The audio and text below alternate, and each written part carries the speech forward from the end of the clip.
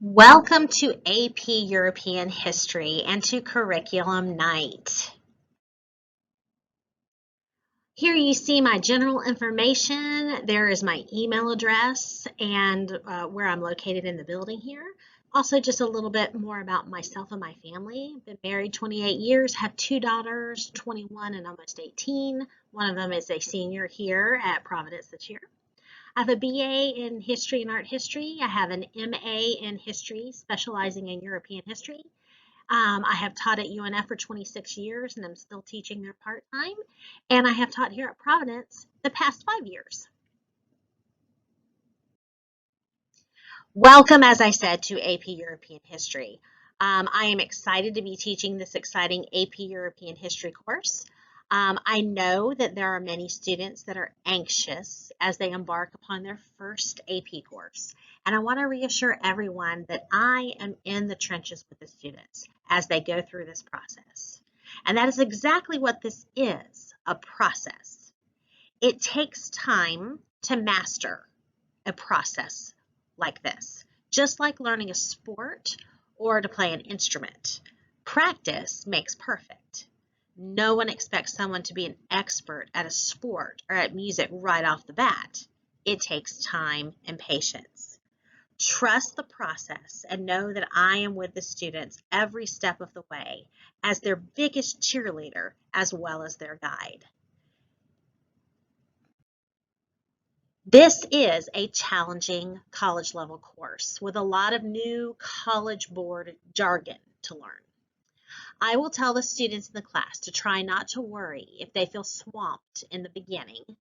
Most students start to get the hang of the rigor of the course within the first few units. It takes time, but the skills they are learning are going to help them so much as they continue their schooling and even into college and life.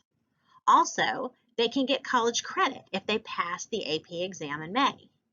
Even more important than that is the fact that colleges like to see that students took the rigor of AP classes in high school when they look at the student transcripts.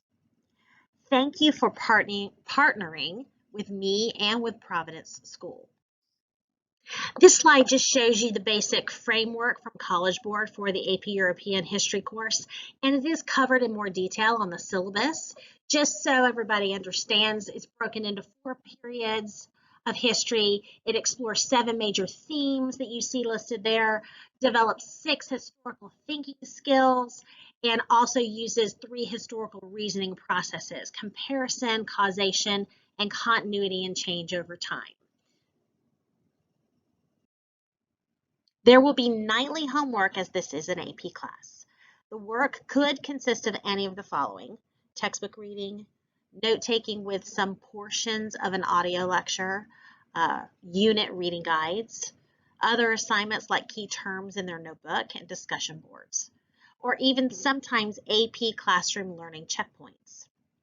Each student needs to try to keep up with the work, as some things will not be discussed in class as deeply as others. Yet, they're still responsible for the information. The detailed lectures will often be assigned as flipped classroom for portions of them as exercises, and then we'll discuss things in an overview in class, and then dig in with material and historical simulations, historical thinking skills practice, and writing development. The students should expect to have up to an hour of homework, including reading, most nights. This is about average for an AP course, as it is really a college level course.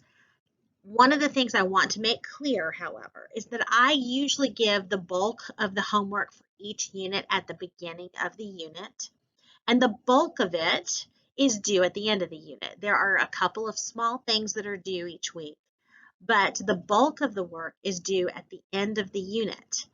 So they should learn to pace themselves as they go through the work. And we'll discuss this in class the first couple of weeks of school. The grading policy is just like it is in most of the high school classes here at Providence. And you can see this in the student handbook as well. Assignments are 20% of the grade. They are things like classwork, homework, discussion boards on Canvas, and those kinds of things, other kinds of activities that we do in class. Then there's quizzes and writing assignments like LEQs and DBQs, which means long essay questions, and document-based questions, both of which are certain kinds of questions that they will have on the AP exam in May. We'll practice with them all year long. Those make up for 10% of the course. Unit tests and major projects make up for 55% of the grade, and the semester exam makes up for 15% of the grade. Now in semester 2, things are a little bit different just because AP students are not required to take a semester exam in semester 2 because they take the AP exam instead. The AP exam does not count as a grade on their course. So what I normally do is I make the quizzes by themselves worth 10% of the grade. And those writing assignments where we practice LEQs and DBQs in the second semester are where I put the 15% that would normally be on a semester exam. So that writing assignments are counted heavier in semester 2 because they've gotten better at them by then. More information can be found on the syllabus. If you would, please go to Canvas and download the syllabus off of the home page for our course. And please have your student print out the document and keep it in their folder.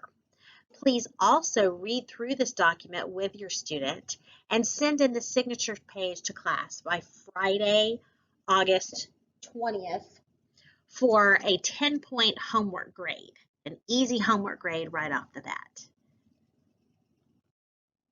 Again, our mission is to be boldly Christian as well as unquestionably academic. I want you to know that I will be praying for your student each and every day and with your students each and every day.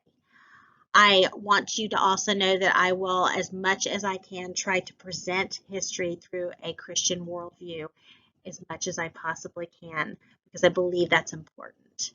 Thank you for trusting your students with us, and thank you for partnering with us here at Providence School.